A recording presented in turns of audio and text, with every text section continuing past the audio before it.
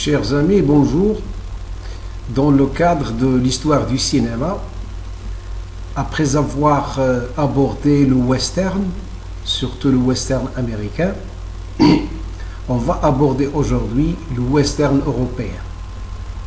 Il a d'autres noms, on retrouve parfois le western italien et parfois, d'ailleurs d'une manière assez péjorative, le western spaghetti. Comme son nom l'indique, le western européen est né en Europe. Il y a un peu, les origines sont assez ambiguës. On les situe bien sûr dans les années 60 et l'un des premiers films apparus, cela fut en Allemagne. C'est l'Allemagne qui a produit le premier western européen. On dit européen parce qu'il y a plusieurs pays d'Europe qui participent à sa création. On retrouve l'Allemagne au niveau de la production, on retrouve l'Espagne au niveau des lieux de tournage, on retrouve l'Italie au niveau de l'interprétation et la réalisation, comme on retrouve parfois la France au niveau de la production et même au niveau de l'interprétation, parce qu'il y a pas mal d'acteurs qui ont joué dans les films western, le western à l'italienne bien sûr. Les premiers films italiens, les premiers films européens sont apparus en Europe et ils étaient réalisés par des cinéastes italiens. En 1963, on compte déjà Duel au Texas. Duel au Texas, un film dont le rôle principal est attribué à Richard Harrison. Comme on va le voir, beaucoup d'acteurs américains ont participé à la réalisation, surtout au niveau de l'interprétation, des films européens, c'est-à-dire ces western spaghetti. Richard Harrison est un acteur américain. Il a joué dans un bon nombre de films peplum avant de passer, ce qui est le cas d'ailleurs de beaucoup d'acteurs du peplum, qui sont passés au film western européen. 63. Au 63 également, on va retrouver La Griffe du Coyote, un film réalisé par un Italien, Marco Caiano. Et là, il y a des acteurs italiens et américains. Et parmi les acteurs espagnols qui jouent dans le film, Fernando Sancho, sur lequel je vais revenir tout à l'heure. Et ces films ont précédé un film, ils n'ont pas eu beaucoup de succès, mais ce sont des films qui vont précéder un film qui va devenir célèbre. Et ce film est pour une poignée de dollars. Pour une poignée de dollars, dont le rôle principal est encore confié à un Américain, Clint Eastwood, qui va être relancé après une série de films, surtout une série américaine qui a connu beaucoup de succès et dont il tient le rôle principal. Ce film est réalisé par Bob Robertson. Bob Robertson n'est que le pseudonyme d'un réalisateur italien que nous avons déjà évoqué lors de l'approche du voleur de bicyclette. Il tenait déjà un petit rôle dans le film Le voleur de bicyclette de Vittorio De Sica en 1948. Et ce n'est que le pseudonyme de Sergio Leone. Sergio Leone qui compte parmi les pionniers du cinéma, ou plutôt du western spaghetti. Il ne fut pas le seul à choisir un pseudonyme. Il y avait aussi John Wells. John Wells n'est que le pseudonyme d'un acteur italien célèbre à cette époque, qui va devenir encore plus célèbre après ce film, et qui s'appelle Gian Maria Valente. Et ce film va connaître beaucoup de succès. Il va réaliser des recettes énormes, malgré qu'il a été tourné avec un petit budget. Et ce petit budget, il va être multiplié par 100 fois au niveau du box-office. Une fois ce succès réalisé, Sergio Leone va passer à un autre film qui va connaître davantage de succès, qui est pour une poignée de dollars. Cette fois-ci, il va faire appel à deux acteurs italiens, deux acteurs américains qui sont Clint Eastwood et Lee Van Cleef, toujours en compagnie de l'acteur italien Gian Maria Volonté. Mais cette fois-ci, comme il est devenu célèbre, il n'a pas besoin de choisir un pseudonyme. Il va mettre son nom au niveau de l'affiche. C'est une affiche originale, française originale, Sergio Leone, dont on va beaucoup parler lors de cette époque.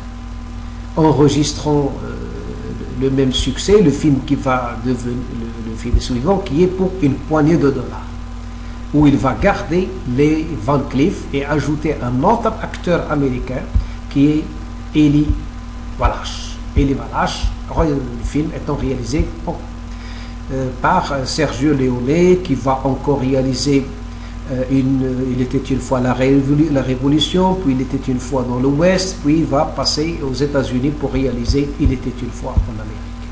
Sergio Leone compte parmi les 3 célèbres Sergio, qui sont Sergio Leone, et Sergio Solima et Sergio Carmocci. Ce sont les principaux réalisateurs de cette époque. Et ce sont les principaux réalisateurs du western spaghetti. La musique était signée par quelqu'un qui va débuter déjà au niveau de Pour une poignée de dollars, et qui est Ennio Morricone, qui n'était pas célèbre à cette époque et qui, à partir de Pour une poignée de dollars, va connaître la célébrité jusqu'à aujourd'hui, sollicité par la France, l'Allemagne, les États-Unis, l'Italie et l'Angleterre pour faire la musique des films produits par ces pays. Et bien sûr, la particularité du western italien, c'est qu'il engage des acteurs américains comme Clint Eastwood. Clint Eastwood, d'ailleurs, qui va se présenter d'une manière différente par rapport aux héros américains, par rapport à l'héros dans le western américain. C'est quelqu'un qui fume, c'est quelqu'un qui est habillé d'une manière qui n'est pas très propre, et c'est quelqu'un qui porte déjà une barbe, parfois ils sont sales. Voilà comment se présentent les héros, plutôt les personnages principaux du western italien, contrairement à ce qui se passe au niveau du western américain, où les acteurs sont propres, sont bien rasés et sont très disciplinés, avec une morale extraordinaire. Ce n'est pas du tout le cas des westerns italiens, qui sont très ambigus au niveau de leur comportement. Ce sont parfois des lâches, pas toujours des héros, ce sont des lâches qui recourent à des gestes inhumains, qui recourent à des gestes très bas, et comme le viol par exemple. C'est comme ça que va se présenter le western italien. C'est-à-dire le western italien dispose d'un certain nombre de caractéristiques. Un acteur qui va jouer dans un bon nombre de westerns italiens est Lee Van Cleef, déjà signalé dans son premier rôle dans un western américain. Le train sifflera 3 fois, sur lequel je vais revenir dans un prochain avenir. Et c'est quelqu'un qui va seconder tout de suite, à partir de 1966, Clint Eastwood dans un western. Clint Eastwood rentre aux États-Unis pour continuer sa carrière en Amérique en tant qu'acteur puis en tant que réalisateur, mais Lee Van Cleef va y rester pour jouer dans un très grand nombre de films de western italien. Lui, il est d'origine hollandaise, il a été peintre, il a fait toute une carrière dans le western américain avant de faire une nouvelle carrière tout aussi riche dans le western européen. Eli Wallach est un acteur de second couteau, un second rôle, surtout un grand second rôle du film américain, de Hollywood, avant de faire toute une carrière dans le western européen, signalé déjà dans Le Bon, la Brute et le Truand, dont vous voyez une image ici. Et l'une des caractéristiques du western italien, européen, spaghetti, c'est la marginalisation de la femme. Dans le western américain, la femme occupait une place prépondérante, alors que le western italien va la marginaliser. Ici, Marianne Koch, qui est une actrice assez connue, va interpréter ici, incarner un tout petit rôle et éliminée depuis le début. Elle n'a pas de place dans le western italien. Une autre particularité du western, c'est la violence. On va retrouver beaucoup de violence dans le western italien. Cette violence va être transposée aux États-Unis par la suite, grâce à Clint Eastwood d'ailleurs, où tous ces films vont être qualifiés de films violents. Dans les westerns italiens, la violence est permanente, parfois elle dure, des scènes sont assez longues, où l'on ressent beaucoup de violence. En même temps, le western italien, vous voyez ici Klaus Kinski, qui est un acteur allemand qui va jouer dans beaucoup de westerns italiens, Clint Eastwood, comme on l'a déjà signalé à partir de Pour une poignée de dollars, et Franco Nero, le héros de Django. Django, d'ailleurs, qui va connaître une sorte de remake entre les mains de Quentin Tarantino aux États-Unis tout récemment. Et c'est une sorte de rendre hommage au western italien. Et d'ailleurs, Franco Nero joue dans le film il a un petit rôle très symbolique dans le film de Tarantino, Django Unchained. Et ce qu'on constate par exemple dans les films italiens, c'est le défi. Parfois, c'est irrationnel qu'un individu arrive à éliminer avec son pistolet 5 ou 7 personnes d'un seul coup. Ce fut le cas de la plupart des héros du western italien. Et bien sûr, c'est une sorte de défi. Une autre caractéristique, c'est la libération des titres. Les titres américains restent quand même assez classiques. Par contre, on va constater de la liberté, parfois de l'humour, dans les titres italiens. Comme dans ce film Amigo, mon Colt a 2 mots à te dire, où l'on retrouve d'ailleurs Bud Spencer. Bud Spencer, ce n'est qu'un pseudonyme d'un acteur italien très célèbre, mort récemment, et Jack Palance. Jack Palance, un acteur américain qui a joué dans beaucoup de films western américains avant de jouer dans un bon nombre de films italiens, c'est-à-dire relevant du western européen réalisé ici par Maurizio Lucidi. Et qui choisit ici, c'est une traduction d'un titre italien, Amigo, mon Colt a 2 mots à te dire. C'est une sorte d'humour qu'on va retrouver à partir des titres. Comme dans ce film d'ailleurs, autour de Trinita, un personnage important. Trinita prépare ton cercueil. C'est une sorte d'ironie qu'on va retrouver en permanence dans les films italiens avec l'acteur italien d'ailleurs qui porte un pseudonyme ici, Terence Hill, qui va constituer tout un duo comique, western comique, avec son ami Bud Spencer. Et bien sûr, le western italien va abandonner les héros légendaires du western américain, comme Buffalo Bill, comme White Hart, comme J.J. James. Il va choisir ses propres personnages, d'ailleurs, qui sont des personnages créés, ils n'ont jamais existé, comme dans ce film de Sergio Corbucci, qui est Django. Un Django qui va connaître beaucoup de succès et qui, bien sûr, va engager un acteur qui va devenir très célèbre. Son nom va rester très collé au western italien et qui est Franco Nero. Franco Nero, la carrière de Franco Nero ne va pas se limiter, bien sûr, au film western spaghetti. Il va jouer dans un bon nombre de films, caractère social, et parfois des films politiques qui vont connaître aussi du succès. Un autre personnage, c'est Ringo. Ringo, qui est souvent incarné par Giuliano Gemma. Giuliano Gemma, un nom d'un acteur italien qui a fait ses premiers débuts dans le peplum avant de passer au western, sous la direction de Cio Tessari. Donc à partir des Titans. Les Titans étant un peplum avec Giuliano Gemma, Serge Nibret, et bien sûr les acteurs vont passer d'un genre à l'autre sans aucune difficulté. Un autre personnage étant Pecos. Pecos qui est tenu dans le rôle principal depuis le début est tenu par Robert Wood. Robert Wood, bien sûr, ce n'est qu'un pseudonyme. Et Pecos est un personnage assez familier dans le milieu. Sartana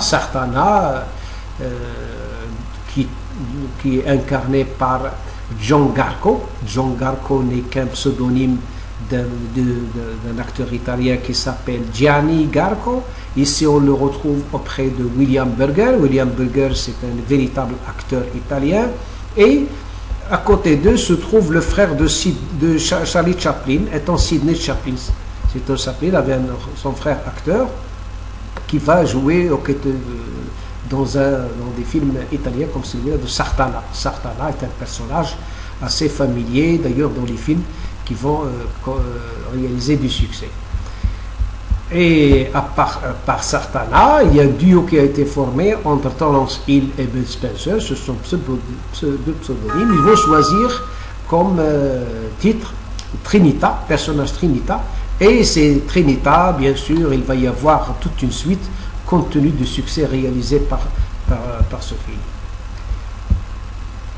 Et on retrouve là Franco Nero, l'acteur principal du film Django, un acteur d'ailleurs le film a été caractérisé par beaucoup de violence. Il y a des séquences assez longues où il y avait beaucoup de violence de toutes sortes. Sartana, c'est un personnage obscur d'ailleurs, avec sa barbe, il traîne un manteau très long, il traîne même un cercueil tout au long du film, dans la boue, il pleuvait durant tout le film. Et Franco Nero est devenu non mémorable à partir des westerns italiens. C'est un acteur prestigieux du cinéma italien. Aussi connu est Giuliano Gemma. Giuliano Gemma qui est passé, lui, du peplum western italien. Il est mort dans un accident de la route. Et il se trouve que c'est un acteur qui va continuer sa carrière dans le film politique. Tout aussi, comme d'ailleurs son compatriote Franco Nero. On retrouve un acteur d'origine cubaine qui s'appelle Thomas Milian, qui bien sûr va abandonner le western italien pour aller poursuivre sa carrière à Hollywood, moins glorieuse d'ailleurs, après avoir joué dans un très grand nombre de films italiens. Un acteur familier, un acteur qui a la particularité de son jeu, et un jeu assez particulier, et bien sûr qui a connu beaucoup de succès dans les années 60 et 70. Et c'est un acteur qui assurait beaucoup de succès aux films dans lesquels il jouait. Moins prestigieux certainement est John Garco, ou Gianni, le nom véritable c'est Gianni Garco.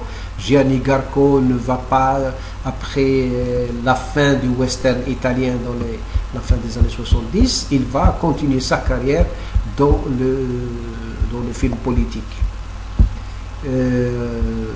Tout aussi prestigieux, tout aussi connu est George Hilton. George Hilton qui est mort récemment, et George Hilton est un acteur qui a joué dans beaucoup de films. Il a joué les Rengo, il a joué les Sartana, il a joué les Django, il a joué beaucoup de personnages relevant du cinéma du western italien.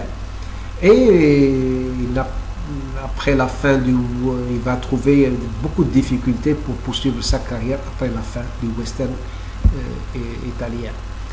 Il y a aussi un autre acteur qui a assuré beaucoup de succès au film, chez George Eastman. Ce n'est qu'un pseudonyme, sachant que George Eastman, c'est un inventeur américain, c'est lui qui avait inventé la pellicule, et c'est George Eastman qui a collaboré d'ailleurs avec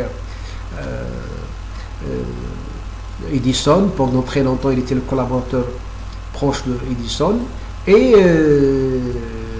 il va choisir ce nom en hommage à George Eastman, inventeur de la pellicule. George Eastman, bien sûr, il a joué le héros dans beaucoup de films, premier rôle principal dans beaucoup de films western italiens. Tout aussi connu était Anthony Stephen. Anthony Stephen n'a pas fait que des films western, il a joué dans des films de caractère social, caractère politique, et bien sûr, il était quelqu'un de toujours inquiet, qui ne souriait presque jamais, avec un regard, un grâce à ses yeux bleus, un regard très très perçant. Et il n'y avait pas que des héros, il y avait aussi des acteurs qui jouaient les méchants. Parmi les plus célèbres, l'espagnol Fernando Sancho. Fernando Sancho, que vous voyez ici, qui a été le légitime ennemi des héros du western italien dans un très très grand nombre de films. Il n'y avait pas que lui, il y avait aussi un autre acteur qui jouait le méchant, toujours le méchant, étant Eduardo Fajardo. Eduardo Fajardo est un acteur qu'on va retrouver d'une manière permanente, assez régulière, dans les westerns italiens, jouant souvent l'ennemi, plutôt le méchant. Il incarnait le méchant dans beaucoup de films.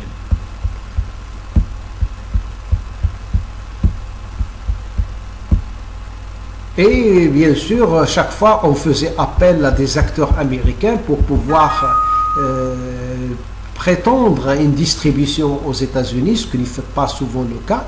Gordon Mitchell, par exemple, qui est aussi, comme Giuliano Gemma, est venu du peplum avant de passer au western. Beaucoup de films peplum, beaucoup de western à l'italienne, jusqu'à la fin de sa carrière, avant de rejoindre les États-Unis. Lui, un culturiste, il a joué beaucoup de films, c'est le méchant permanent, sans scrupule, dans beaucoup de films. Il faisait face à l'héros d'une manière permanente, et on va le retrouver dans beaucoup de films. Tout aussi moins présent était par exemple Jacques Palance. Jacques Palance a une carrière d'abord très prestigieuse au niveau de Hollywood, en jouant dans des rôles relevant du western américain, avant de continuer sa carrière dans le western italien. On va le trouver d'une manière d'ailleurs dans le rôle de méchant dans les films italiens, réalisés parfois par des acteurs assez prestigieux. Et Jack Palance, bien sûr, c'est une figure du Hollywood avant de devenir une figure du western italien. La même chose pour Richard Harrison. Palance n'a pas fait très peu d'ailleurs de peplum, mais Harrison a fait beaucoup de peplum italien avant de passer à un autre genre qui est le western européen. Richard Harrison était Hercule, était Ulysse, était Ursus, avant de devenir un héros, plutôt un héros du western européen. Voilà donc pour les principaux personnages et principales caractéristiques du western italien. On reviendra peut-être sur certains aspects du western italien, surtout au niveau de la musique, qui a été souvent signé par Ennio Morricone. Ennio Morricone qui donnait de l'importance, une importance assez particulière au western italien, sous la direction bien sûr de réalisateurs assez célèbres tels que Sergio Leone. Cela, la musique de film western italien, à elle seule, mérite toute une leçon et sur laquelle on va y revenir dans un prochain avenir. Merci et à très bientôt.